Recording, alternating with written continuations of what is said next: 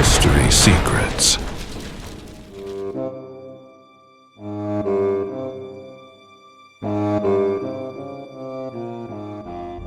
Yet, si ce que nous appelons le ciel n'était pas aussi fermé que nous l'imaginons. 1. Le silence sur les rives du fleuve Kébar semblait ordinaire ce jour-là. Rien ne laissait présager ce qui allait se produire.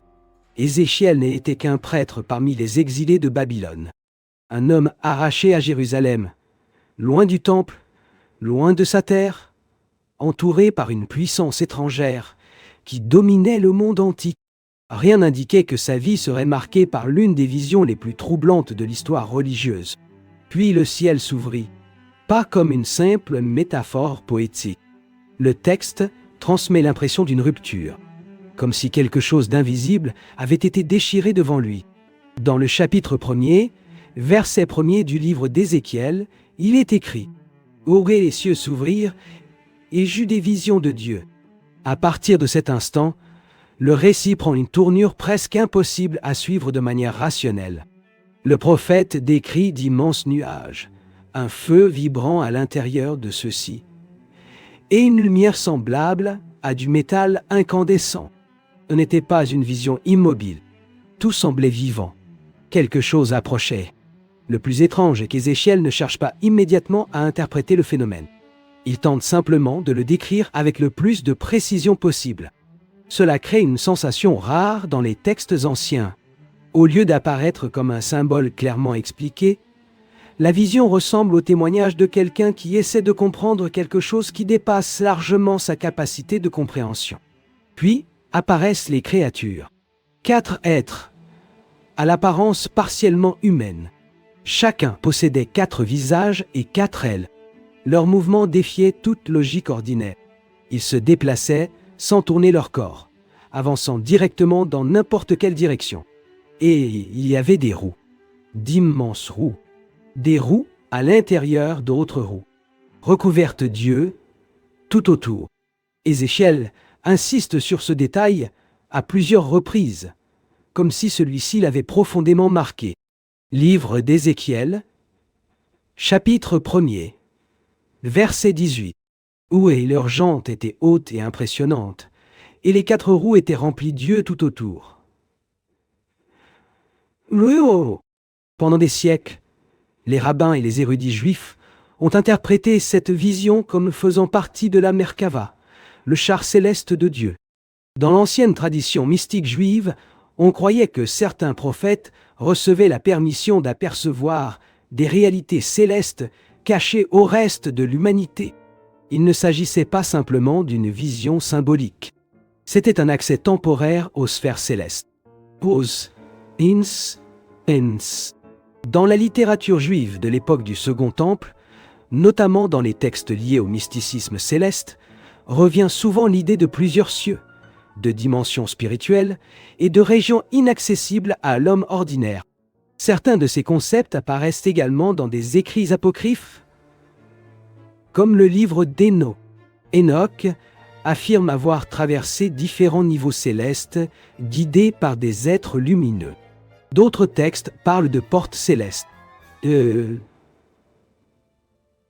passages entre les mondes, de salles de feu, de trônes entourés de créatures surnaturelles.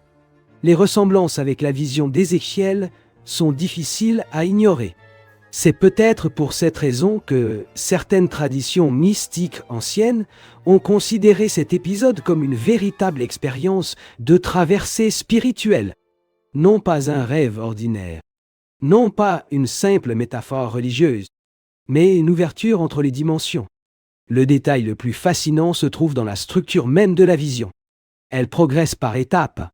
D'abord, le ciel s'ouvre, puis apparaît une tempête lumineuse. Ensuite viennent les créatures, puis les roues. Après cela, un firmament cristallin. Et enfin quelque chose qui ressemble à un trône dominant l'ensemble. Comme si Ézéchiel traversait successivement différentes couches d'une réalité invisible.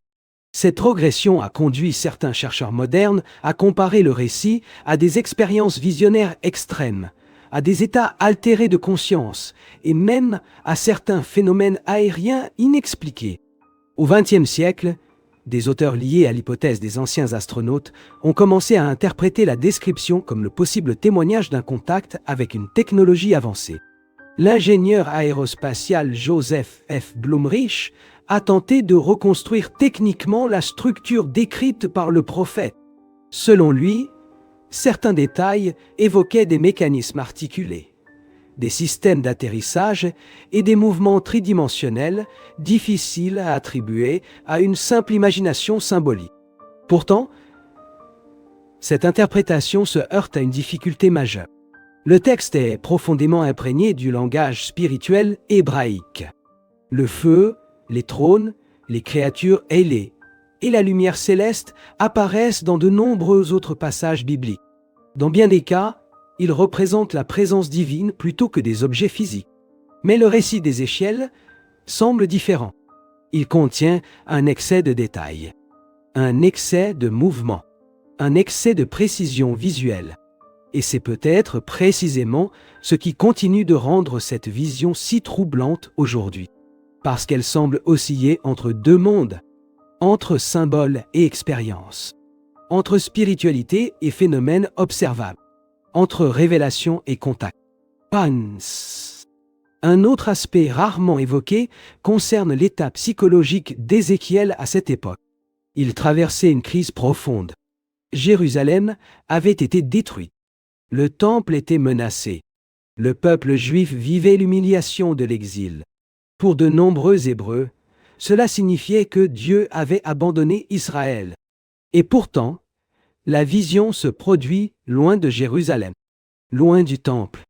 C'était une idée révolutionnaire.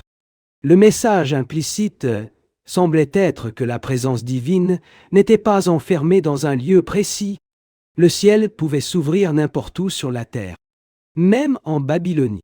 Et c'est peut-être là l'un des éléments les plus importants du récit. La vision n'apporte pas de réponse définitive.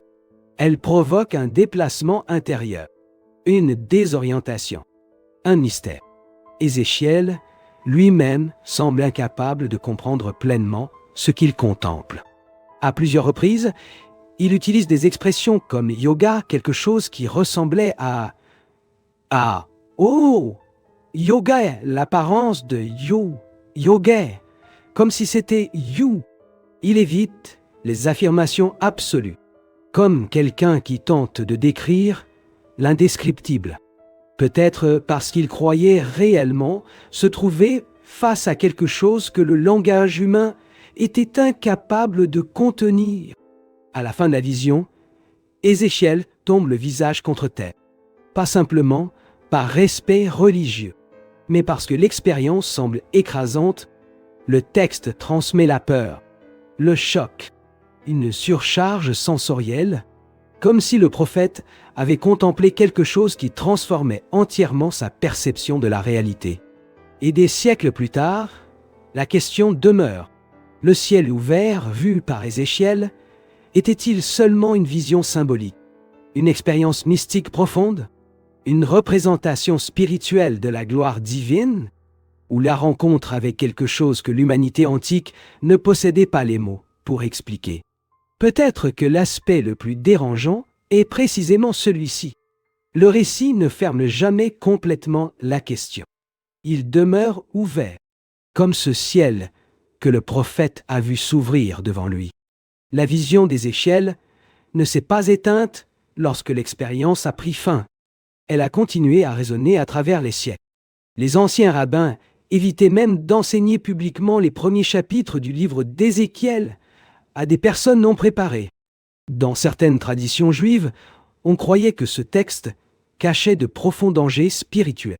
Certains maîtres affirmaient qu'une mauvaise interprétation de cette vision pouvait conduire à la folie, à l'orgueil spirituel ou à la ruine intérieure. À première vue, cela peut sembler exagéré. Mais cette crainte avait une raison historique. La vision de la Merkava était considérée comme l'une des expériences les plus élevées et les plus mystérieuses de l'ancienne spiritualité juive. Il ne s'agissait pas seulement de comprendre des mots écrits. Le véritable objectif était de contempler les mécanismes mêmes du ciel, ou du moins ce que les anciens croyaient exister au-delà du monde humain. Het. Si ce qu'Ézéchiel avait aperçu n'était que la première porte d'une réalité encore plus vaste. Une réalité que les textes anciens n'ont jamais totalement révélée. Des textes mystiques plus tardifs décrivent des hommes cherchant à s'élever spirituellement à travers les cieux, franchissant des régions gardées par des êtres célestes.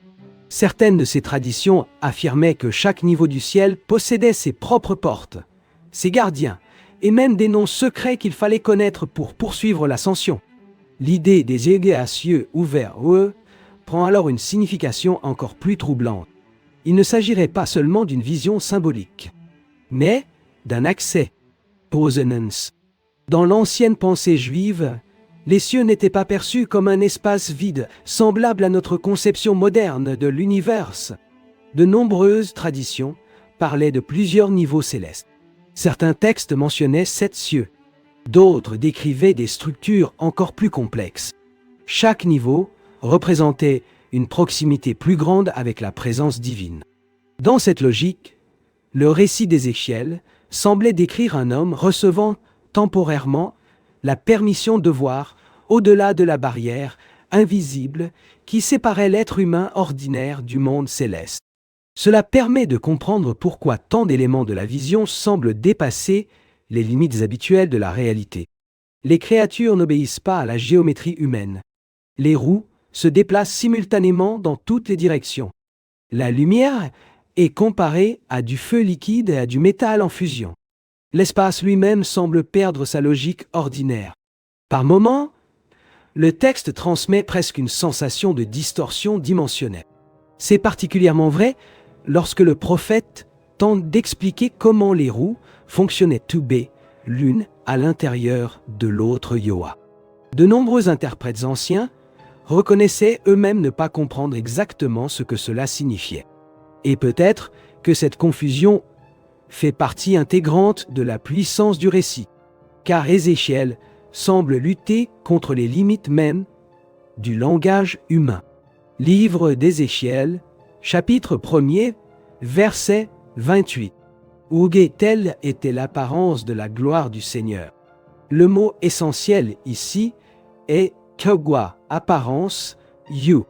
Pas une affirmation absolue, pas une définition objective, seulement une approximation, comme si Ézéchiel savait qu'il tentait de traduire en mots humains quelque chose qui les dépassait totalement. Des siècles plus tard, des penseurs chrétiens furent eux aussi fascinés par cet épisode.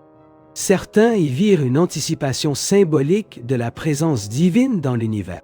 D'autres interprétèrent les roues et les créatures comme des représentations des évangiles, des anges ou encore de la structure invisible de la création. Mais tous ne suivirent pas une voie exclusivement théologique. Au XXe siècle, les avancées technologiques transformèrent radicalement la manière dont certains lecteurs abordaient le texte biblique. Les avions et fusées, l'exploration spatiale et les récits d'objets volants non identifiés amenèrent beaucoup de personnes à regarder la vision d'Ézéchiel sous un angle totalement nouveau. Le texte semblait étonnamment moderne. Mouvement aérien, lumière intense, bruit assourdissant, structure mécanique, descente depuis le ciel.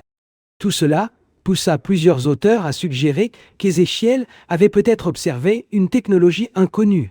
Cette hypothèse gagna une immense popularité après les travaux d'Erich von Däniken et d'autres défenseurs de la théorie des anciens astronautes. Selon ces interprétations, les peuples anciens auraient décrit des contacts avancés avec un vocabulaire religieux, parce qu'ils ne possédaient pas les termes techniques nécessaires. Cependant, cette théorie présente d'importantes limites. Elle ignore souvent le contexte symbolique de la littérature hébraïque ancienne. De plus, les créatures hybrides, le feu céleste et les trônes lumineux existaient déjà dans diverses traditions du Proche-Orient, bien avant Ézéchiel. Malgré cela, certaines questions continuent de déranger. Pourquoi la vision contient-elle autant de détails mécaniques? Pourquoi insiste-t-elle autant sur le mouvement et la structure? Pourquoi Ézéchiel décrit-il le son, la lumière et le déplacement avec une telle précision concrète? Peut-être parce que le récit a été conçu précisément pour provoquer ce malaise. Suspense. Il existe un autre détail rarement remarqué. La vision ne se déroule pas dans le temple. Et cela change tout. Dans la mentalité juive antique, le temple représentait le centre absolu de la présence divine. C'était l'endroit où le ciel et la terre se rejoignaient symboliquement. Lorsque les cieux s'ouvrent loin de Jérusalem, le récit bouleverse complètement cette logique. Dieu apparaît en exil, sur une terre étrangère. En Babylonie, les conséquences théologiques étaient immenses. La présence divine n'était pas confinée à un lieu. Le ciel pouvait s'ouvrir partout. Et plus le texte avance, plus la frontière entre le ciel et la terre semble s'affaiblir. Comme si quelque chose commençait lentement à traverser cette séparation invisible. Ennemi. Si le ciel pouvait réellement s'ouvrir n'importe où, qu'est-ce qui attendait encore Ézéchiel au-delà de cette première vision?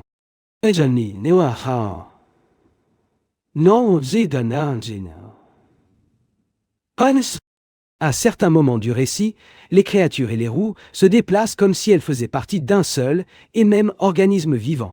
Il n'existe aucune séparation claire entre la matière, l'esprit, la lumière et la conscience. Tout semble relié. Tout semble vibrer ensemble. Cette idée influencera profondément les courants mystiques ultérieurs. En particulier, les traditions ésotériques juives qui croyaient à l'existence d'une structure cachée, soutenant l'ensemble de la création.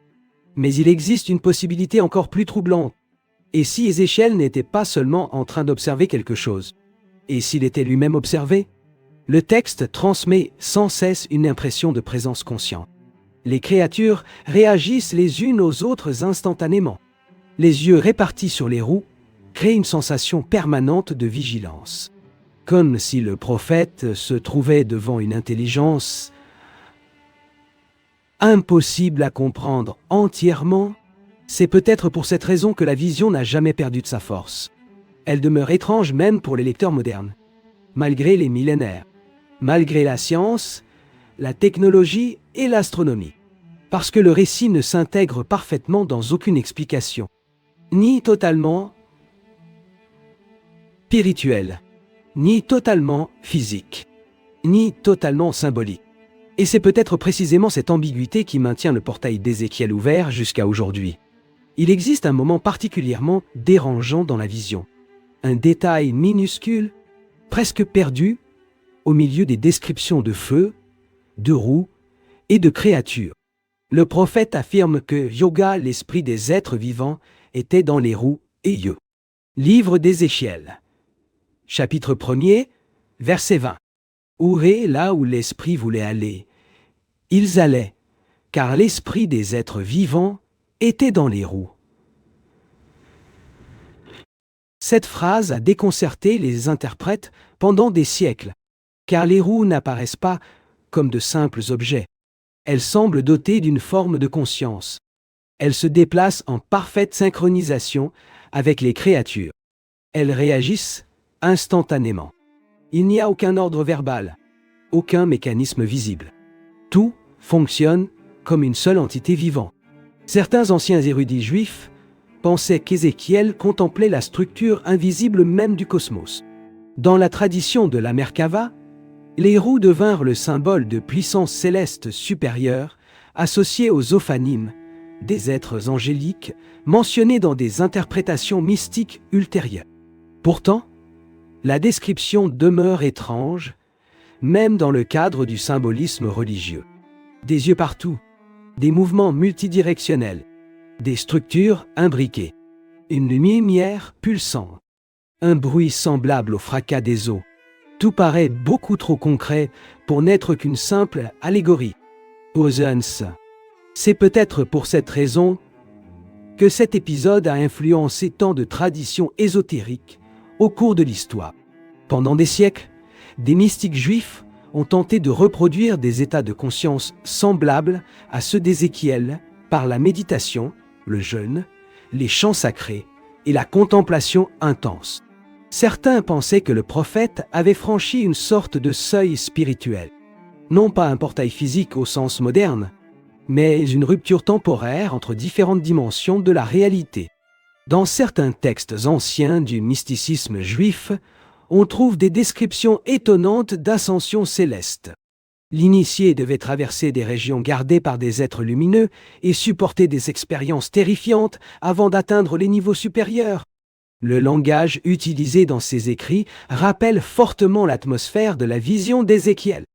Le feu, la lumière, les tonnerres, les créatures hybrides, les mouvements impossibles, et surtout cette impression constante que l'être humain n'appartient pas naturellement à cet endroit. C'est peut-être cela qui rend le récit si puissant. Ézéchiel paraît minuscule devant ce qu'il contemple, presque écrasé. Le texte ne transmet pas la maîtrise. Il transmet la vulnérabilité. Livre d'Ézéchiel. Chapitre 1er. Verset 28. Oré, lorsque je vis cela, je tombai le visage contre terre. Cette réaction est essentielle, parce qu'elle suggère que l'expérience dépassait totalement les limites psychologiques normales du prophète. Ce n'était pas seulement de l'émerveillement religieux, c'était un choc absolu. Certains chercheurs contemporains soulignent que les expériences visionnaires profondes produisent souvent les mêmes difficultés de langage que celles observées chez Ézéchiel. Les personnes confrontées à des états extrêmes de conscience ont tendance à recourir à des comparaisons approximatives. Aurait, cela ressemblait à ou pas. Aurait, quelque chose comme. Aurait comme si c'était. Yo, Ézéchiel utilise précisément ce schéma encore et encore, comme quelqu'un incapable de traduire pleinement ce qu'il a vu. Mais il existe une différence importante. La vision possède une cohérence remarquable. Elle n'est pas totalement chaotique. Elle présente une organisation, une hiérarchie, une progression. Et c'est peut-être justement cette cohérence qui ouvre une question encore plus fascinante. Ici, cette vision suivait une structure si précise. Était-ce simplement une expérience intérieure, ou la découverte d'un ordre caché derrière la réalité elle-même? Cette cohérence a conduit de nombreux chercheurs à penser que le texte conservait une tradition extrêmement ancienne sur la manière dont les Hébreux concevaient la présence divine. Non pas comme une réalité statique, mais comme quelque chose de vivant, de dynamique, d'écrasant, presque impossible à contenir. Et c'est peut-être là que l'idée de Yahweh Portail Aïe devient particulièrement intéressante, car le ciel ouvert d'Ézéchiel ne fonctionne pas seulement comme un canal de transmission spirituelle. Il transforme l'espace même du récit. Avant la vision, Ézéchiel appartient au monde ordinaire. Après elle, tout change. La frontière entre le terrestre et le céleste semble temporairement dissoute. Le prophète demeure sur la terre. Mais il ne semble plus appartenir entièrement au même niveau de réalité. On retrouve cette idée dans d'autres épisodes bibliques. Jacob rêve d'une échelle reliant le ciel et la terre. Isaïe contemple le temple céleste rempli d'êtres flamboyants. Daniel voit des créatures mystérieuses et des trônes de feu. Dans l'Apocalypse, l'auteur déclare « Une porte était ouverte dans le ciel. » L'idée d'une ouverture entre les dimensions apparaît sans cesse dans la tradition biblique. Mais dans aucun autre récit, la description visuelle n'atteint l'intensité de celle d'Ézéchiel, peut-être parce qu'elle conserve les traces d'une tradition encore plus ancienne. Certains historiens évoquent d'éventuelles influences babyloniennes et mésopotamiennes dans la construction des images de la vision. La Babylonie possédait déjà des mythologies complexes mettant en scène des trônes célestes, des créatures hybrides et des structures cosmiques. Pourtant, un détail demeure difficile à ignorer. Ézéchiel transforme ces images en expériences personnelles. Il ne raconte pas un mythe lointain. Son récit est traversé par l'urgence émotionnelle, par une peur authentique, par un impact psychologique réel, comme si l'auteur tentait de préserver la mémoire de quelque chose qui l'avait marqué de manière irréversible. Et peut-être que ce fut réellement le cas. Après cette expérience, Ézéchiel change profondément. Sa mission prophétique s'intensifie. Son comportement devient étrange, parfois même difficile à comprendre. Il accomplit des actes symboliques extrêmes. Il traverse de longues périodes de silence. Il rapporte de nouvelles visions déroutantes, comme si ce premier Yuga ciel, ouvert UE, avait également ouvert quelque chose en lui. Peut-être est-ce pour cette raison que tant d'interprétations modernes refusent d'y voir une simple métaphore religieuse, parce que le texte transmet une conséquence, une transformation, un contact, même s'il ne fournit jamais de réponse définitive. Et c'est précisément là que le mystère demeure vivant. Le ciel ouvert d'Ézéchiel n'a jamais été totalement refermé par l'histoire, ni par la théologie, ni par la science, ni par la raison moderne. Car plus on étudie cette vision, plus elle semble exister à la frontière entre symbole et réalité, comme un portail laissé entrouvert à travers les siècles. Ce qu'il y a peut-être de plus troublant dans la vision d'Ézéchiel n'est pas ce qu'il décrit, mais ce qu'il paraît incapable d'expliquer. À plusieurs reprises, le texte donne l'impression que le prophète contemple quelque chose qui dépasse la compréhension humaine elle-même. Il observe des formes, des mouvements, des structures. Mais son langage semble constamment insuffisant. Cela produit un effet rare. Plus les détails se multiplient, moins nous savons ce qui se passe réellement. Et c'est peut-être précisément cette incertitude qui maintient la vision vivante depuis plus de 2 millénaires. Pause Hans. Il existe un aspect rarement commenté dans le récit. Le son. Ézéchiel décrit des bruits puissants émanant des créatures et des roues. Ce n'est pas un détail secondaire. Le son occupe une place centrale dans l'expérience. Livre d'Ézéchiel. Chapitre 1er, verset 24. Au gué, j'entendis le bruit de leurs ailes, semblable au grondement des grandes eaux. Ya! La comparaison est extrême. Des eaux déchaînées, des armées en marche. Le tonnerre, une voix puissante. Le phénomène n'était pas silencieux. Il semblait dominer entièrement l'espace autour de lui. Certains interprètes modernes soulignent que les expériences religieuses anciennes mettent généralement l'accent sur la lumière ou sur la voix divine. Mais chez Ézéchiel, le mouvement, la vibration et le bruit mécanique sont omniprésents. Cela rend le récit presque physique, presque tangible. Comme si le prophète se trouvait devant une manifestation occupant un espace réel autour de lui. Once. Un autre détail fascinant concerne la manière dont les créatures se déplaçaient. Elles avançaient sans jamais se retourner. Les roues les suivaient instantanément. Tout semblait parfaitement synchronisé. Aujourd'hui, cela peut sembler simplement étrange. Mais pour les peuples de l'Antiquité, tout mouvement impliquait nécessairement un changement progressif de direction. Ce qu'Ézéchiel décrit paraît ignorer complètement cette logique. C'est peut-être pourquoi de nombreux lecteurs modernes associent la vision à quelque chose de technologique ou d'interdimensionnel. Mais au sein de la tradition mystique juive, une interprétation encore plus profonde existe.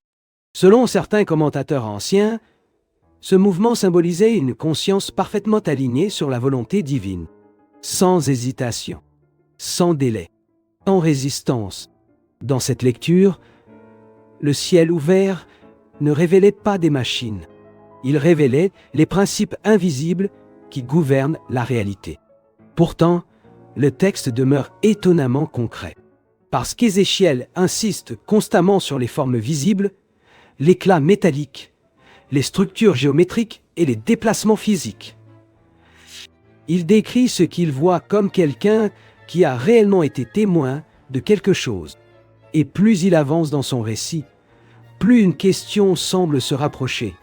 Si ce phénomène n'était ni entièrement symbolique, ni entièrement matériel, alors quelle réalité intermédiaire Ézéchiel était-il en train d'entrevoir?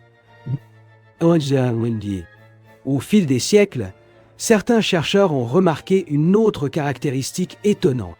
La vision d'Ézéchiel présente des similitudes avec les récits de Egoa, trône céleste du présent, dans plusieurs cultures anciennes du Proche-Orient. Les rois et les prêtres associaient souvent les divinités à des plateformes mobiles, à des nuages lumineux et à des êtres hybrides protecteurs. En Assyrie comme en Babylonie, des créatures ailées gardaient les palais et les temples. Des trônes divins apparaissaient soutenus par des figures surnaturelles. Le ciel était perçu comme une région organisée en niveaux supérieurs. Mais Ézéchiel accomplit quelque chose de différent. Il transforme ces images en expériences directes. Le prophète ne raconte pas un mythe transmis de génération en génération. Il affirme avoir vu ces choses lui-même.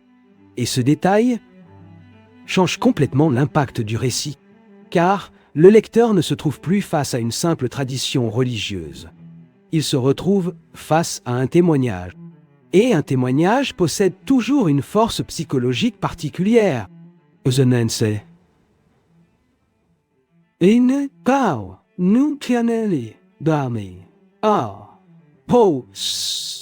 Une autre question demeure essentielle. Pourquoi Dieu apparaîtrait-il sous une telle forme? Pourquoi ne pas simplement parler clairement? Pourquoi ces créatures impossibles? Pourquoi ces roues couvertes d'yeux? Pourquoi ce feu métallique? Pourquoi des structures si difficiles à comprendre? Certains théologiens pensent que cette étrangeté est précisément le message. La présence divine ne pourrait jamais être entièrement traduite dans les catégories ordinaires de la pensée humaine. Le texte recourt alors à un excès d'images, à des paradoxes et à des symboles impossibles afin d'exprimer ce qui échappe à toute explication rationnelle. Dans cette perspective, le Ega, portail d'Ézéchiel, ne serait pas seulement une ouverture entre deux mondes. Il représenterait une rupture dans la logique humaine elle-même, comme si le prophète avait momentanément accédé à une réalité où l'espace, la conscience et la matière fonctionnaient selon des lois différentes.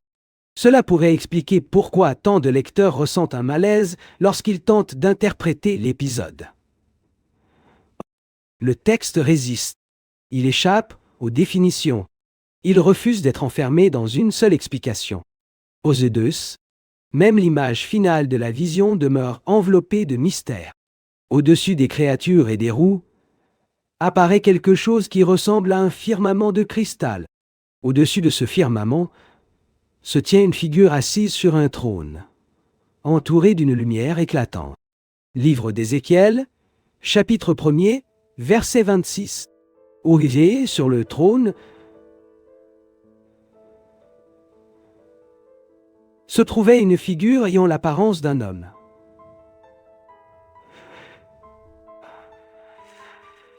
Une fois encore, le texte évite l'affirmation directe.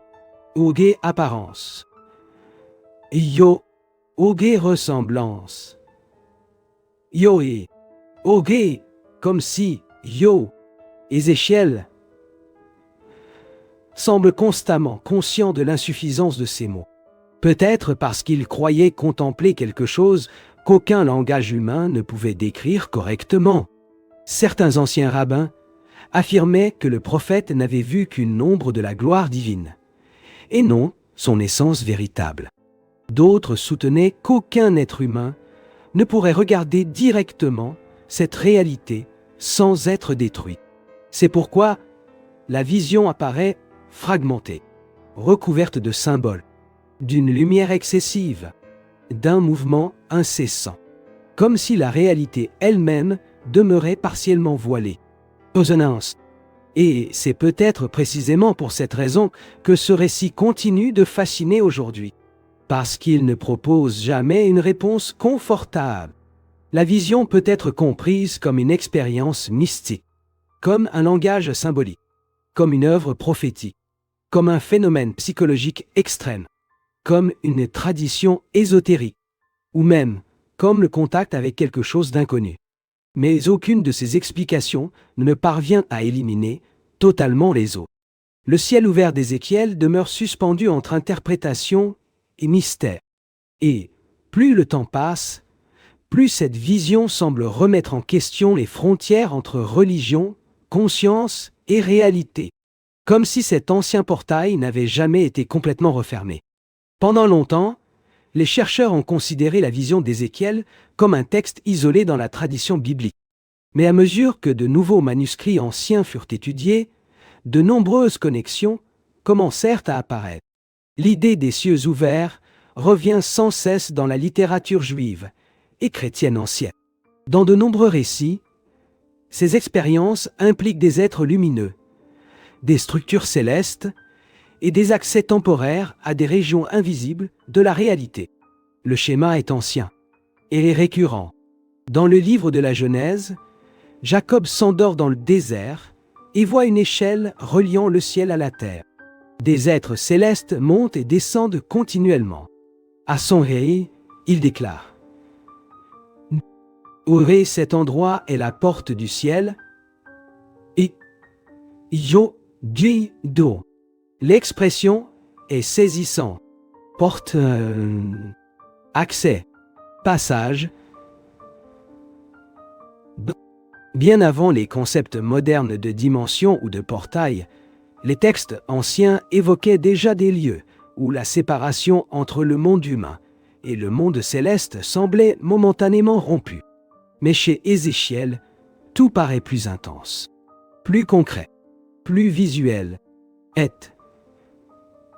si les visions de Jacob, de Daniel, de Jean et d'Ézéchiel ne parlaient pas de phénomènes différents, mais de la même réalité observée à travers des regards différents. Un Nézar, Djé, Fa en lias, Olio, Do. Dans le livre de Daniel, le prophète contemple lui aussi des trônes, du feu et des êtres mystérieux. Dans l'Apocalypse, l'auteur écrit. Dans l'Apocalypse, l'auteur écrit. Après cela, je regardai. Et voici, une porte était ouverte dans le ciel. Yo!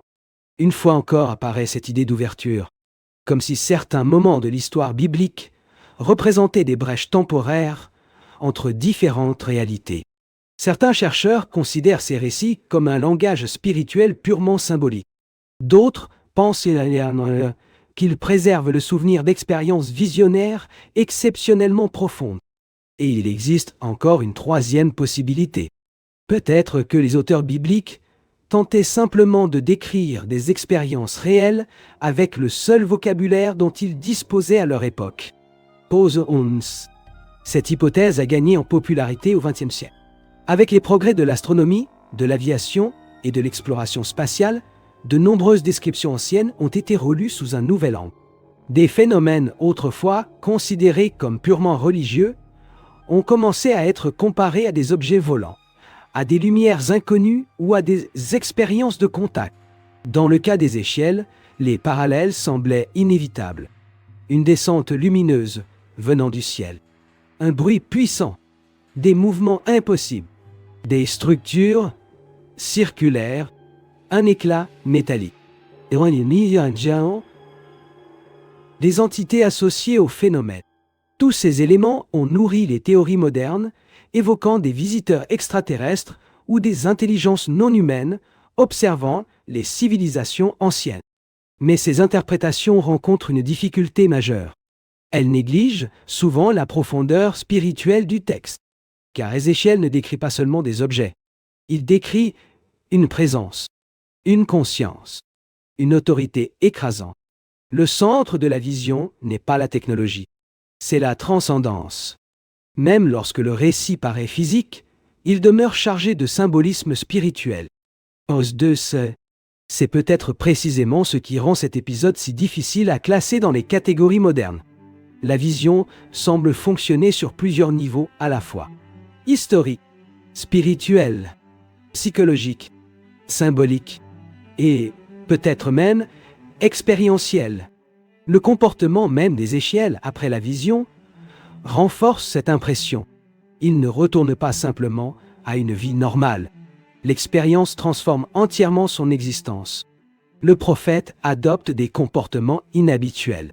Il accomplit des gestes symboliques déroutants. Il traverse de longues périodes de silence. Il rapporte d'autres révélations troublantes, comme si ce premier contact avait définitivement brisé sa perception ordinaire du monde. Certains spécialistes contemporains ont comparé cela aux témoignages modernes de personnes ayant vécu des expériences mystiques extrêmes. Beaucoup décrivent une rupture psychologique profonde, un changement durable de conscience et une difficulté à retrouver leur vie d'avant.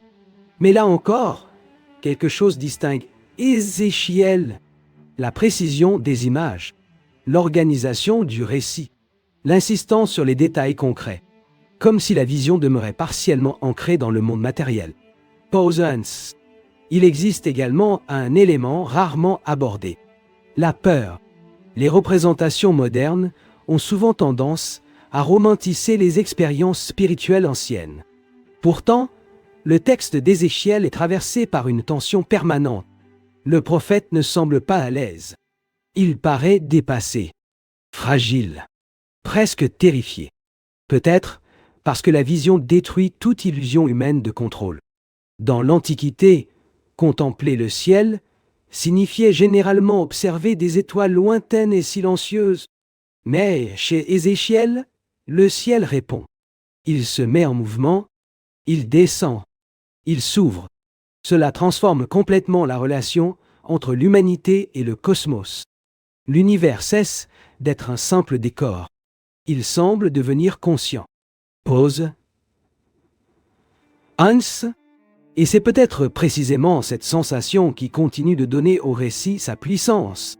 Parce que la vision ne parle pas seulement de religion. Elle touche une peur bien plus profonde. La possibilité qu'il existe des dimensions de la réalité totalement invisibles à l'être humain, ordinaire. Des structures au-delà de notre perception. Des intelligences au-delà de notre compréhension. Les régions ou les lois que nous connaissons ne s'appliquent peut-être pas de la même manière. Ézéchiel n'affirme jamais avoir compris ce qu'il a vu. Peut-être parce que personne ne pouvait le comprendre, ni à son époque, ni aujourd'hui. Au fond, le ciel ouvert d'Ézéchiel demeure l'une des images les plus mystérieuses que l'Antiquité nous ait léguées. Une expérience prophétique, une vision mystique, une rupture psychologique extrême, un langage symbolique parlant de la gloire divine, ou peut-être le témoignage fragmentaire de quelque chose qui dépassait totalement les connaissances humaines de son temps. La vérité est qu'aucune interprétation ne parvient à refermer complètement le mystère, car le texte semble avoir été conçu pour rester ouvert, comme une ancienne porte qui n'a jamais été entièrement fermée. Après la vision au bord du fleuve Kébar, quelque chose change profondément dans la manière dont Ézéchiel perçoit le monde. Cela devient évident dans les chapitres suivants. Les expériences ne cessent pas. Elles se multiplient. Le prophète commence à raconter des voyages visionnaires, des déplacements surnaturels et des scènes qui semblent franchir les frontières ordinaires entre le monde physique et la réalité spirituelle. Et l'un de ces épisodes va soulever une question encore plus troublante que celle du ciel ouvert lui-même. Ézéchiel pouvait voir au-delà du monde visible. Pouvait-il aussi être conduit à travers lui d'une manière impossible à expliquer? Et dans l'un des épisodes les plus saisissants de son livre, Ézéchiel affirme être transporté en vision jusqu'à Jérusalem, alors qu'il se trouve physiquement en Babylonie. Livre d'Ézéchiel, chapitre 8, verset 3. Où l'esprit m'éleva entre la terre et le ciel. Oh, la description est étrange. Elle ne ressemble pas à une simple image symbolique. Le texte donne l'impression d'un véritable déplacement, comme si la conscience du prophète avait été arrachée à son environnement immédiat pour être conduite ailleurs. Cette idée apparaît fréquemment dans les traditions mystiques anciennes. Mais chez Ézéchiel, tout semble excessivement concret. Il décrit des lieux, des bâtiments, des personnes, des détails architecturaux, des mouvements, comme quelqu'un observant une scène directement devant ses yeux. Certains spécialistes pensent que ces récits reflètent des états visionnaires extrêmement intenses, liés à des expériences religieuses profondes. D'autres soutiennent que le prophète utilise un langage symbolique afin de transmettre des vérités spirituelles. Mais un détail demeure difficile à ignorer. Ézéchiel semble constamment chercher à distinguer ce qu'il a vu de la réalité ordinaire. Il n'écrit pas comme un poète inventant librement des métaphores. Il écrit comme un témoin, comme quelqu'un qui tente de consigner des événements qu'il peine lui-même à expliquer. C'est peut-être pour cette raison que tant d'interprétations modernes continuent d'envisager ces visions comme des expériences de contact avec quelque chose d'inconnu, pas nécessairement extraterrestre, mais extérieur à l'expérience humaine habituelle. Un autre élément demeure particulièrement troublant. Les yeux, les roues couvertes d'yeux, n'ont jamais cessé d'intriguer les interprètes. Pendant des siècles, rabbins, théologiens et mystiques ont tenté de comprendre cette image. Certains y voyaient l'omniscience divine, d'autres une forme de vigilance cosmique. Mais impression produite par le texte presque dérangeante, ses yeux semblent tout voir, dans toutes les directions, comme si rien ne pouvait échapper à cette présence. Dans certaines interprétations mystiques, il représente la conscience vivante de l'univers soutenue par la volonté divine. Dans d'autres, il symbolise des êtres célestes, capables de percevoir simultanément différentes dimensions de la création.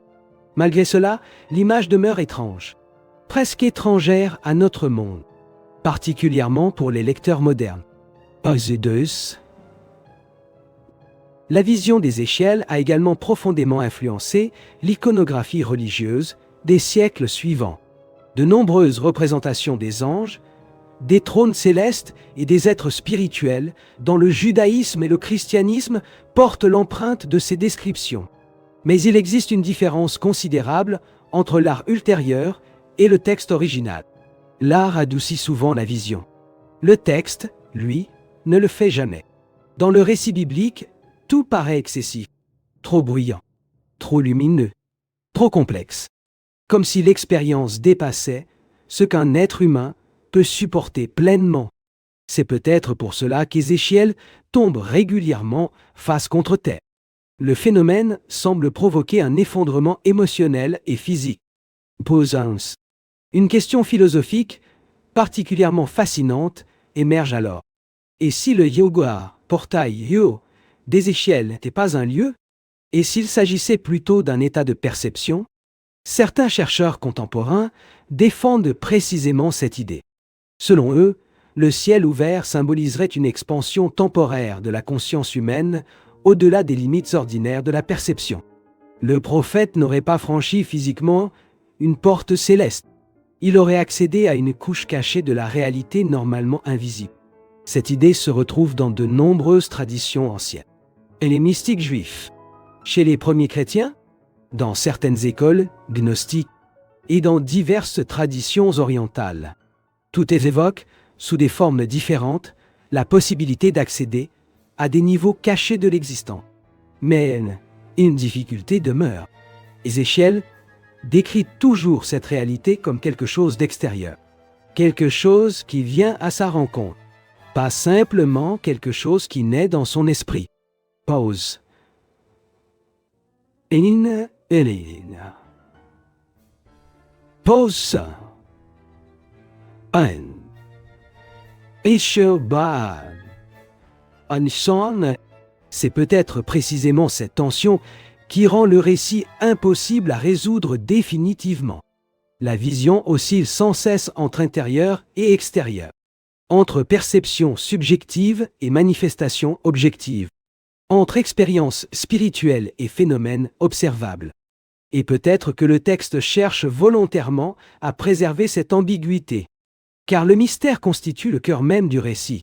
Plus le lecteur tente de réduire la vision à une explication simple, plus celle-ci lui échappe. Et pose 2. Dans le monde moderne, habitué aux réponses rapides et aux définitions précises, le récit d'Ézéchiel demeure profondément dérangeant. La science ne peut le confirmer. La théologie ne peut l'épuiser. La psychologie éclaire certains aspects, mais pas tous. Et les interprétations liées aux phénomènes aériens inexpliqués soulèvent autant de questions qu'elles n'apportent de réponses. Peut-être parce que cette vision appartient à une catégorie rare d'expériences humaines, celle qui demeure ouverte à travers les siècles, celle qui semble exister exactement à la frontière entre le langage, la perception et la réalité. Et peut-être est-ce pour cela que le ciel ouvert d'Ézéchiel continue de fasciner tant de personnes aujourd'hui, parce qu'il suggère quelque chose de profondément troublant. La possibilité que la réalité visible ne soit que la surface d'un ensemble beaucoup plus vaste. Quelque chose qu'un prophète exilé a cru apercevoir, l'espace d'un instant. Mais, si cette vision n'était que le commencement, quelles conséquences allait-elle encore produire dans la vie d'Ézéchiel et dans l'histoire de tous ceux qui tenteraient de comprendre ce qu'il avait vu? Et ce qu'il y a de plus étonnant, c'est qu'Ézéchiel ne cherche jamais à convaincre qui que ce soit. Il ne construit pas une théorie. Il ne développe pas un système philosophique destiné à prouver son expérience. Il ne tente pas de démontrer rationnellement ce qu'il a vu. Il raconte simplement. Et c'est peut-être ce qui rend son témoignage encore plus troublant. Le texte conserve la sensation d'un récit brut. À plusieurs reprises, le prophète paraît presque aussi déconcerté que le lecteur lui-même, comme s'il essayait d'organiser mentalement quelque chose qu'il n'avait jamais réellement réussi à comprendre. Un aspect souvent négligé dans les interprétations modernes mérite pourtant d'être souligné. La vision ne survient pas pendant une période de stabilité. Elle apparaît au cœur d'une catastrophe historique. Jérusalem avait été détruite. Le temple profané. Le peuple juif vivait l'humiliation de l'exil. Pour beaucoup d'Hébreux, cela signifiait l'effondrement même de leur alliance avec Dieu. Dans ce contexte, l'ouverture des cieux prend une dimension encore plus profonde. La vision surgit précisément au moment où tout semble perdu. Mais elle n'apporte aucun réconfort facile, aucune réponse simple, aucune solution immédiate. Ce qu'Ézéchiel reçoit est beaucoup plus déstabilisant. Une expérience qui bouleverse totalement sa compréhension ordinaire de la réalité. Et ça, et c'est peut-être pour cette raison que tout le récit est traversé par une tension constante. Les créatures ne paraissent jamais dociles. Le feu ne semble jamais rassurant. Les roues ne paraissent jamais stables. Tout exprime un mouvement permanent et une puissance écrasante. Même la présence divine apparaît entourée d'une lumière insoutenable et de structures inquiétantes. Cela contraste fortement avec de nombreuses représentations modernes de la spiritualité, souvent associées à la paix et à la sérénité. Chez Ézéchiel, le contact avec le céleste paraît presque dangereux, comme si l'être humain se retrouvait face à quelque chose de beaucoup trop vaste pour être pleinement supporté. 2. Au fil des siècles, différentes traditions ont tenté de comprendre cette étrangeté. Certains rabbins affirmaient que la vision révélait la structure secrète de l'univers. Des mystiques chrétiens pensaient qu'Ézéchiel avait contemplé des dimensions spirituelles inaccessibles à l'homme ordinaire. Certains chercheurs modernes évoquent des états altérés de conscience provoqués par le traumatisme, le jeûne ou l'extase religieuse. D'autres, influencés par les théories liées aux phénomènes aériens inexpliqués, y voient les traces d'une technologie avancée ou d'une intelligence non humaine. Ce qui est remarquable, c'est qu'aucune de ces explications ne parvient à éliminer complètement les autres. Chacune semble saisir une partie du mystère, sans jamais l'épuiser. Une autre question demeure particulièrement inconfortable. Et si le langage humain lui-même était incapable de décrire certaines expériences? Peut-être qu'Ézéchiel n'était pas confronté à quelque chose d'absurde. Peut-être était-il simplement limité par les mots de son époque. Imaginez devoir expliquer l'électricité à quelqu'un vivant à l'âge du bronze, ou décrire une métropole moderne à une personne n'ayant jamais vu une route pavée. Peut-être que le prophète se trouvait face à une réalité qui dépassait totalement les références culturelles et intellectuelles du monde antique. Cela expliquerait la multiplication des comparaisons. Oré comme du feu. Yo, Oé semblable à du métal. Ogé ayant l'apparence de roue. Ogé quelque chose qui ressemblait à du cristal. Yo. Ézéchiel semble chercher désespérément des images familières pour décrire l'inconnu. Pause. Hans. Fait intéressant, de nombreux témoignages modernes d'expériences extraordinaires présentent exactement la même difficulté. Les personnes ayant vécu des expériences de mort imminente, des états mystiques profonds ou certains phénomènes considérés comme inexplicables affirment souvent « Oré, il n'existe pas de mots pour décrire cela ». Yo, le récit d'Ézéchiel possède cette même atmosphère, comme si l'expérience dépassait les limites naturelles du langage. Mais il existe un autre élément encore plus fascinant. La vision provoque une transformation durable. Après l'ouverture des cieux, Ézéchiel ne retrouve jamais une normalité complète. Son comportement change. Sa mission change. Sa perception du monde change. Cela suggère que l'expérience, quelle qu'ait été sa nature, a produit un impact psychologique total. Post 2. C'est peut-être pour cette raison que cet épisode demeure si puissant après des millénaires, parce qu'il touche une question profondément humaine. Existe-t-il quelque chose au-delà de la réalité visible? La vision d'Ézéchiel ne donne aucune réponse définitive, mais elle suggère une possibilité. La possibilité que l'univers soit beaucoup plus étrange que nous ne l'imaginons. La possibilité qu'il existe des couches cachées de l'existence. La possibilité que certains moments de l'histoire aient représenté des ouvertures temporaires vers d'autres niveaux de réalité. Et c'est peut-être cette incertitude qui maintient le texte vivant. Si la vision était entièrement symbolique, elle aurait peut-être perdu son pouvoir depuis longtemps. Si elle était totalement explicable, elle aurait peut-être été oubliée. Mais elle demeure suspendue entre ces deux extrêmes, entre la foi et le mystère, entre la révélation et l'interprétation, entre l'expérience spirituelle et le phénomène inexpliqué. Et si cette frontière entre le visible et l'invisible n'avait jamais réellement disparu, mais continuait encore aujourd'hui à attendre ceux qui osent la contempler?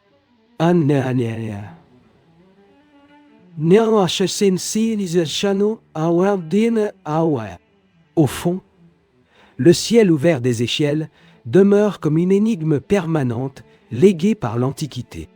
Un récit qui a traversé des empires, des religions et des siècles sans jamais perdre sa force. Peut-être parce qu'il ne parle pas seulement du passé, peut-être parce qu'il parle d'une limite invisible que l'humanité a toujours cherché à franchir, la limite entre ce que nous connaissons et ce qui pourrait exister au-delà de notre compréhension. Depuis toujours, les civilisations ont levé les yeux vers le ciel à la recherche de réponses. Mais peu de récits anciens décrivent cette relation avec autant d'intensité que la vision d'Ézéchiel. Car le prophète n'observe pas simplement les étoiles. Le ciel réagit. Il s'ouvre. Il se met en mouvement. Il descend jusqu'au monde humain. Et c'est peut-être précisément ce qui rend cet épisode si troublant encore aujourd'hui. Une question silencieuse traverse l'ensemble du récit. Pourquoi certaines expériences semblent-elles ne se produire que pour quelques individus? Ézéchiel n'était ni roi, ni général, ni dirigeant d'un grand empire. C'était un prêtre exilé parmi les vaincus. Et pourtant, selon le texte, il fut témoin de quelque chose qu'aucune puissance terrestre ne semblait capable de comprendre. Cette inversion apparaît fréquemment dans la tradition biblique.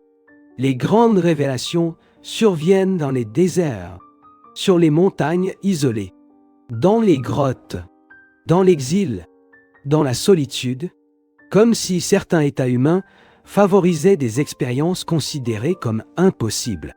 Certains chercheurs contemporains pensent que les crises profondes peuvent modifier radicalement la perception humaine.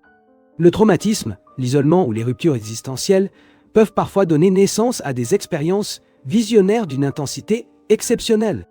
Mais le cas des échelles demeure particulier, parce que sa vision possède trop de structure pour ressembler à un simple chaos psychologique. Elle présente une cohérence interne, une progression, un symbolisme stable, et surtout un impact historique durable. Post-ins, c'est peut-être pour cette raison que son récit a traversé les millénaires. Même dans une époque dominée par la science et la technologie, il continue de provoquer un profond inconfort intellectuel, parce qu'il semble exister dans une région intermédiaire, ni totalement mythique, ni totalement objective, ni entièrement allégorique. Chaque époque tente donc de le relire à travers ses propres références. Dans l'Antiquité, la vision fut comprise comme une manifestation céleste. Au Moyen Âge, elle devint l'un des fondements du mysticisme de la Merkava.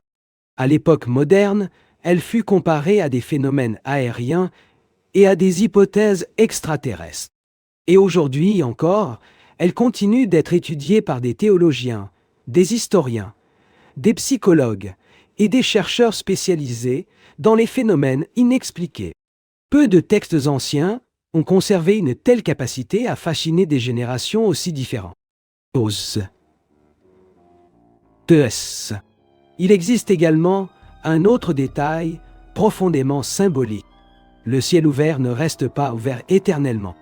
La vision prend fin. Le portail se referme. Ézéchiel revient au monde ordinaire. Mais il revient transformé. C'est peut-être l'aspect le plus humain de toute cette histoire, car les expériences qui changent une vie disparaissent souvent rapidement, ne laissant derrière elles que des souvenirs, des questions et une tentative de compréhension. Peut-être qu'Ézéchiel a passé le reste de son existence à essayer de comprendre ce qu'il avait vu au bord du fleuve Kébar. Peut-être n'a-t-il jamais obtenu de réponse définitive. Le texte semble le suggérer. Au lieu d'expliquer, il préserve le mystère. Au lieu de refermer la question, il la laisse ouverte. Et c'est peut-être là la véritable force du récit. Il ne cherche jamais à apprivoiser l'inconnu. La vision demeure étrange, troublante, presque impossible, même après des milliers d'années d'interprétation. Les roues continuent de tourner. Les yeux continuent d'observer. Le feu continue de pulser. Et le ciel demeure partiellement ouvert. Peut-être ne saurons-nous jamais exactement ce qu'Ézéchiel a vu. Une expérience spirituelle extrême. Un langage symbolique décrivant la présence divine. Une rupture psychologique provoquée par le traumatisme de l'exil. Un état de conscience modifié.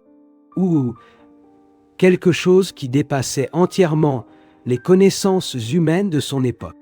Mais peut-être que l'essentiel n'est pas de découvrir une réponse définitive. Peut-être est-il de comprendre l'effet que certaines expériences exercent sur l'esprit humain.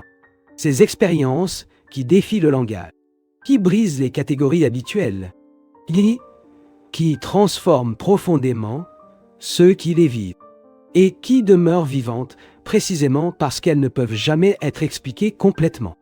Au fond, le ciel ouvert d'Ézéchiel agit comme un miroir du mystère humain lui-même. Notre besoin de comprendre l'inconnu, notre désir constant de dépasser les limites, notre quête de sens au-delà de la réalité visible. Car, depuis les temps les plus anciens, l'être humain regarde le ciel en se posant la même question. Et s'il existait quelque chose de plus, quelque chose qui observe, quelque chose qui attend, quelque chose qu'un prophète exilé, pendant un bref instant, a cru apercevoir. Si la véritable question n'était pas ce qu'Ézéchiel a vu ce jour-là. Mais ce qui pourrait encore se trouver derrière cette porte que son témoignage a laissé entr'ouverte.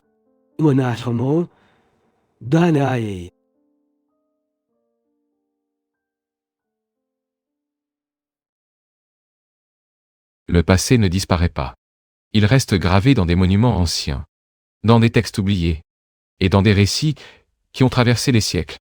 Chaque découverte révèle une nouvelle énigme. Et chaque énigme nous rapproche de la vérité. Vous regardez History Secret. Abonnez-vous et continuez à enquêter sur les secrets cachés de l'histoire. Car certains secrets de l'histoire attendent encore d'être révélés.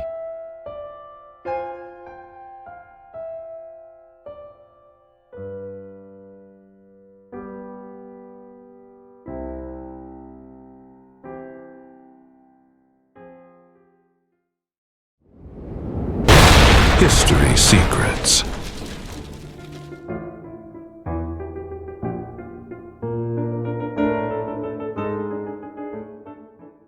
Or, quand le feu tombe du ciel, est-ce vraiment une ville qui brûle? Ou quelque chose de beaucoup plus profond à l'intérieur de l'humanité? Lorsque l'aube s'est levée sur la plaine du Jourdain, quelque chose est tombé du ciel. Sur Sodome et Gomorrhe. Le texte biblique parle de feu, de soufre, d'une fumée montant de la terre comme d'une immense fournaise. Et, depuis ce jour, une question traverse les millénaires. Qu'est-ce qui a réellement détruit ces villes? Le récit apparaît au chapitre 19 de la Genèse. Après la fuite de Lot et de sa famille, le texte déclare « Oré le Seigneur fit pleuvoir sur Sodome et Gomorrhe du soufre et du feu. » La description est d'une intensité extrême, presque apocalyptique, mais en même temps étrangement ouverte, car le texte n'explique jamais précisément comment la destruction s'est produite. Il ne décrit que ses conséquences. Le feu, la dévastation, l'effondrement total de la plaine. C'est peut-être pour cela que des générations entières ont tenté de comprendre ce qui s'est réellement passé dans cette région. S'agissait-il d'un événement surnaturel au sens littéral, d'une catastrophe naturelle interprétée comme un jugement divin, ou d'un mélange des deux dans la mentalité du monde ancien? Les questions demeurent encore aujourd'hui. Il existe un détail important concernant la géographie de la région de la mer Morte. La vallée du Jourdain se trouve dans une zone géologiquement instable, marquée par de profondes failles tectoniques et une activité sismique ancienne. En plus de cela, la région contient des dépôts naturels de soufre, de bitume et de gaz inflammables. Cela signifie que de violents tremblements de terre auraient théoriquement pu déclencher d'immenses incendies et des explosions naturelles extrêmement destructrices. C'est peut-être exactement pour cette raison que le langage de la Genèse parle de feu et de soufre tombant du ciel. Certains chercheurs suggèrent qu'un gigantesque séisme aurait pu libérer des gaz inflammables de la région, provoquant des incendies catastrophiques, capables de détruire des villes entières en très peu de temps. D'autres évoquent de possibles explosions atmosphériques, semblables à certains événements connus de l'histoire moderne, comme Tunguska, en Sibérie. Il existe aussi des hypothèses liées à des impacts cosmiques ou à des vagues thermiques extrêmes.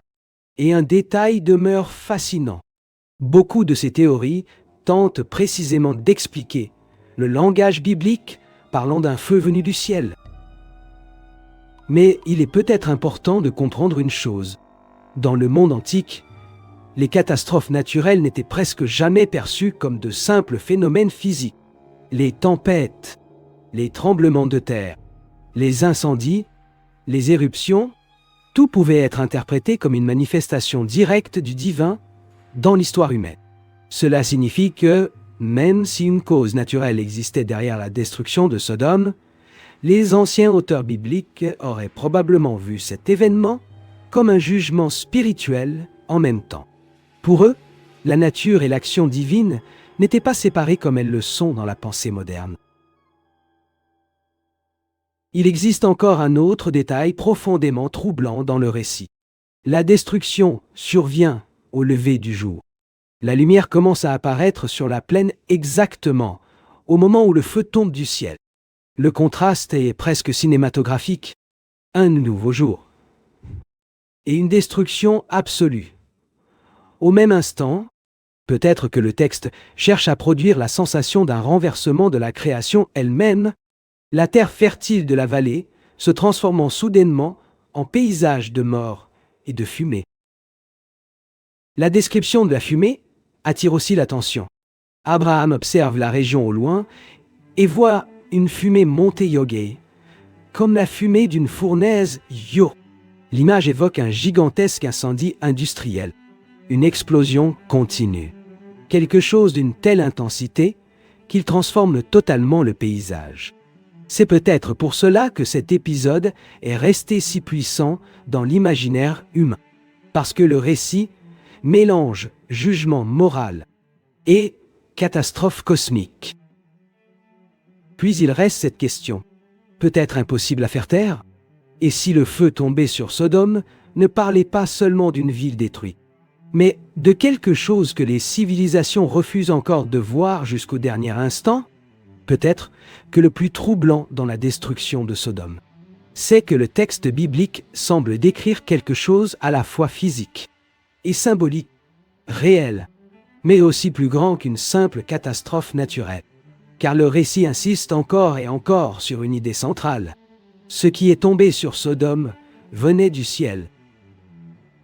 Dans l'imaginaire du monde antique, cela portait une signification immense. Le ciel représentait le domaine du divin. C'était le lieu des tempêtes, du feu, du tonnerre et des forces impossibles à contrôler pour les hommes. Lorsque la Genèse parle de feu et de soufre descendant d'en haut, elle ne décrit pas seulement une destruction matérielle. Elle décrit un jugement venant d'une dimension supérieure à l'humanité.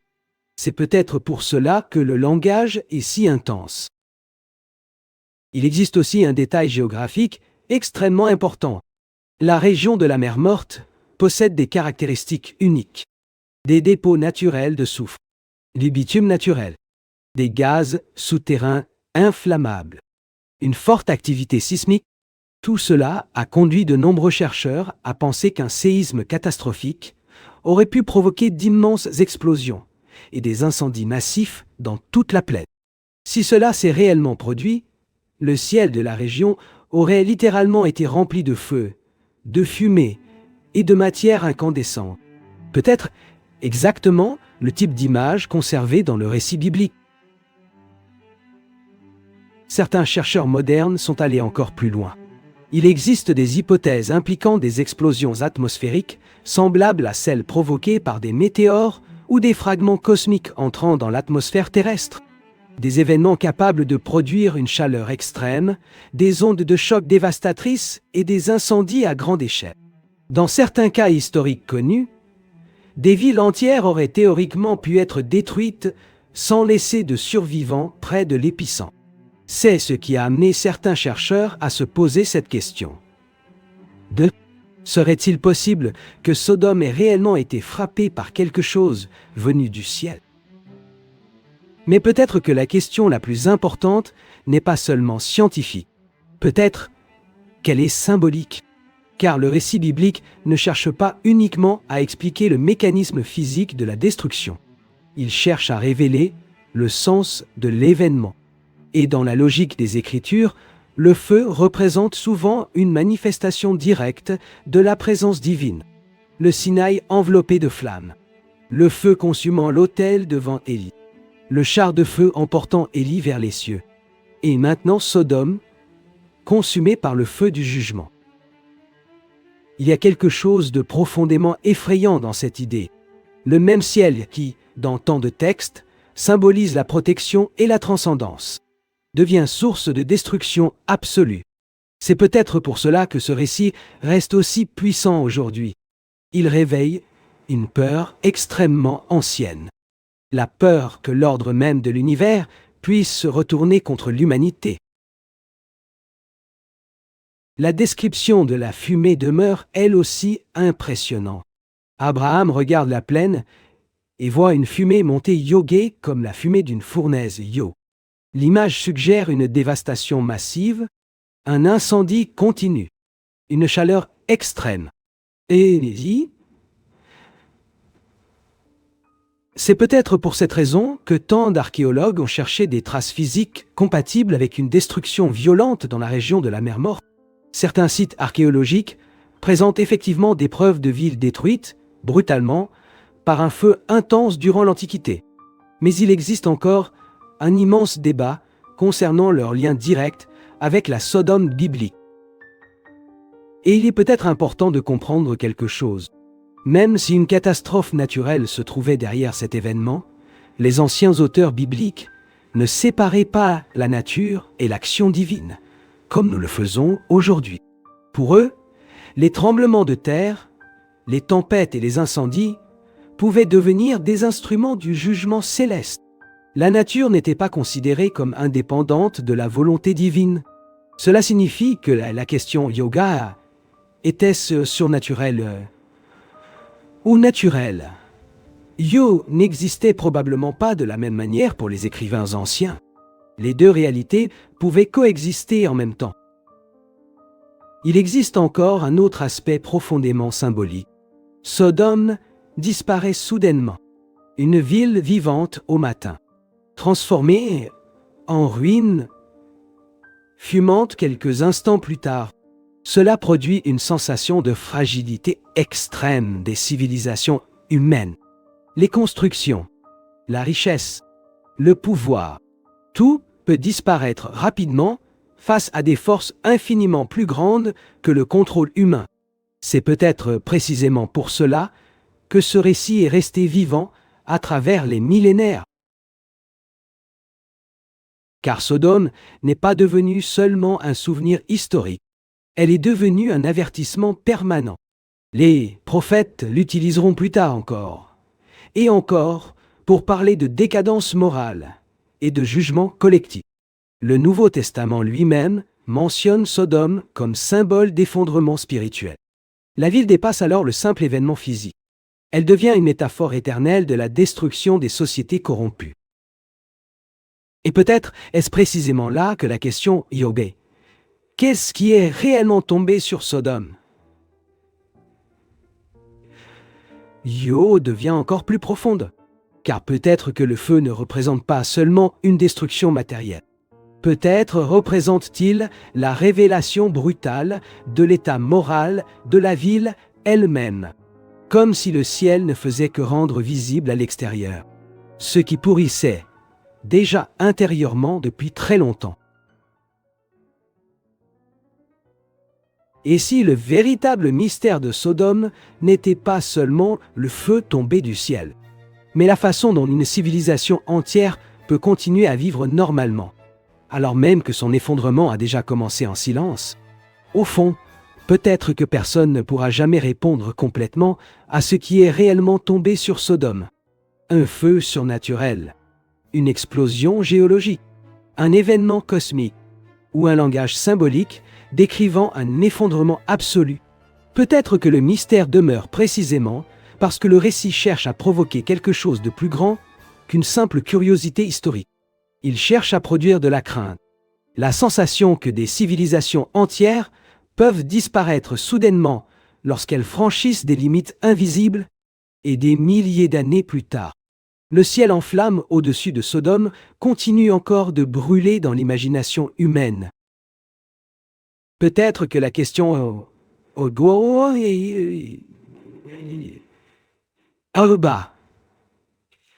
qu'est-ce qui est réellement tombé sur Sodome? Yor reste vivante parce qu'elle touche deux peurs humaines en même temps, la peur de la destruction physique et la peur du jugement. Car le récit biblique ne décrit pas seulement une catastrophe naturelle. Il décrit une civilisation entière consumée après avoir atteint un certain état moral. Et cela transforme complètement la signification du feu tombant du ciel. Il cesse d'être un simple phénomène. Il devient un symbole. Il y a quelque chose de profondément perturbant dans le fait que Sodome semble normale jusqu'aux derniers instants. Les rues existent encore. Les habitants continuent de vivre. Les maisons sont toujours debout. Rien, extérieurement, ne laisse présager l'effondrement immédiat. Mais selon le récit biblique, la destruction avait déjà été silencieusement décidée. C'est peut-être là la clé pour comprendre cet épisode. Le feu ne fait que révéler extérieurement quelque chose qui avait déjà commencé à l'intérieur même de la ville. Au fil des siècles, différentes cultures ont imaginé le ciel comme une source à la fois de bénédiction et de catastrophes. Les tempêtes détruisaient les récoltes. Les éclairs incendiaient des régions entières.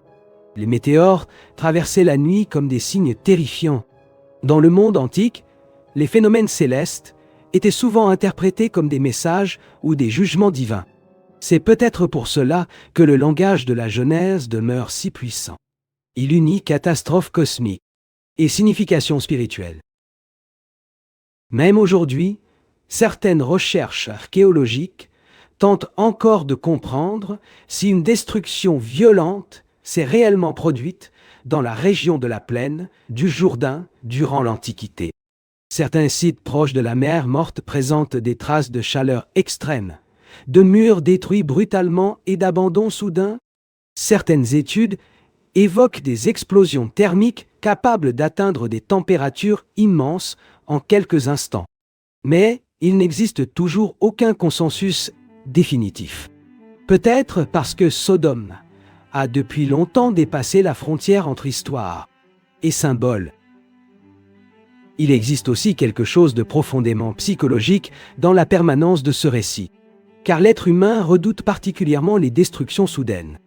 Les civilisations semblent solides, sûres, permanentes, jusqu'au jour où elles disparaissent. Et Sodome représente exactement cela. Une ville apparemment puissante, consumée de manière brutale et rapide.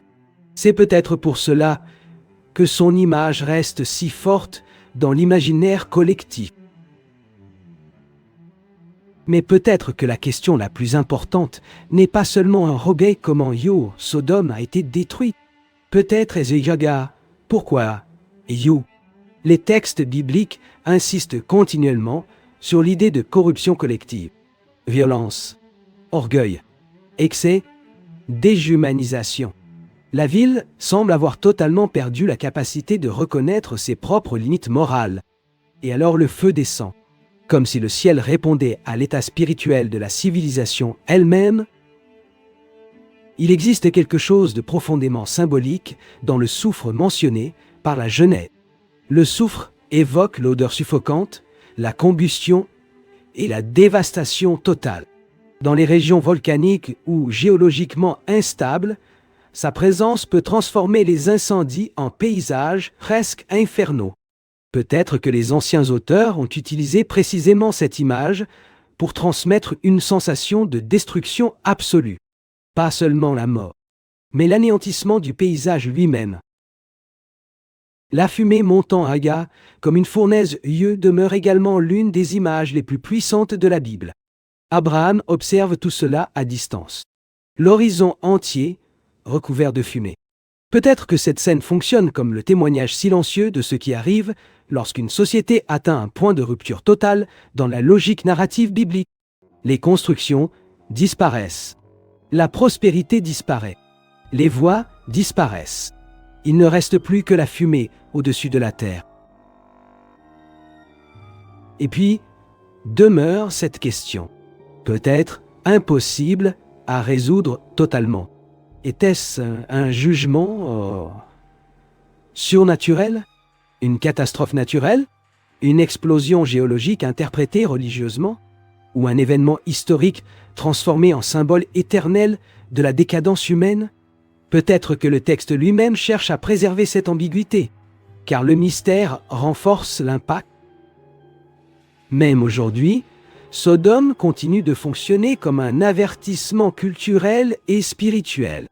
Son nom a traversé les millénaires. Peu de villes anciennes sont restées aussi vivantes dans la mémoire humaine. Et cela arrive peut-être parce qu'elles représentent quelque chose de profondément universel. La peur que des sociétés puissent continuer à vivre normalement, tout en avançant silencieusement vers leur propre effondrement. Au bout du compte, peut-être que personne ne saura jamais exactement ce qui est tombé sur Sodome ce matin-là, au-dessus de la plaine du Jourdain. Peut-être du feu venu du ciel. Peut-être une explosion impossible à contrôler. Peut-être une catastrophe naturelle interprétée comme un jugement divin. Ou peut-être toutes ces choses mélangées dans l'expérience humaine ancienne. Mais une image est restée vivante à travers les siècles. Celle d'une ville entière disparaissant sous le feu et la fumée, pendant que le monde regardait le ciel avec terreur. Est peut-être que le plus inquiétant, ce n'est pas ce qui est tombé du ciel sur Sodome, mais la question silencieuse que ce récit semble encore poser à chaque civilisation qui croit être impossible à détruire.